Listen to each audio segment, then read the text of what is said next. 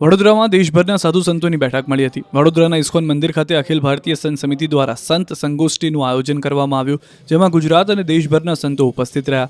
અખિલ ભારતીય સંત સમિતિના અધ્યક્ષ કુબેરાચાર્ય અવિચલદાસ આચાર્યજીની અધ્યક્ષતામાં બેઠક યોજાઈ હતી. બેઠકમાં વકફ બોર્ડ સહિતના વિષયો પર ચર્ચા થઈ હતી. સંતોએ કહ્યું કે આ બિલથી ગરીબ મુસ્લિમને સહાય મળશે. આખા દેશની હિન્દુ સંસ્થાઓ સરકારને ટેક્સ આપે છે. સરકારની સંપત્તિમાં 25% ફાળો છે. વકફ બોર્ડ સરકારને 1 કરોડ પણ ટેક્સ નથી આપતું. કેટલાક મુસ્લિમ સમાજની ઠેકેદારી લઈને ફરતા હતા, જેઓ મુસલમાનોને ભડકાવતા હતા. તો નેતાઓને પણ આડે હાથે લેતા કહ્યું કે કેટલાક રાજકીય નેતાઓને ધર્મ, જાતિ અને ભાષા પર રાજકીય રોટલા શેકવા છે. સુપ્રીમ કોર્ટમાં જઈને પણ વકફ બોર્ડના મામલે કશું નહીં થાય.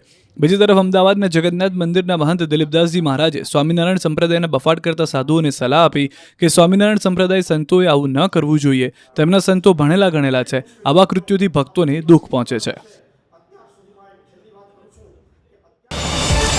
QR કોડ સ્કેન કરો અને ડાઉનલોડ કરો ન્યૂઝ 18 એપ. મેળવો ગુજરાત અને દેશ દુનિયાની પળે પળની અપડેટ્સ.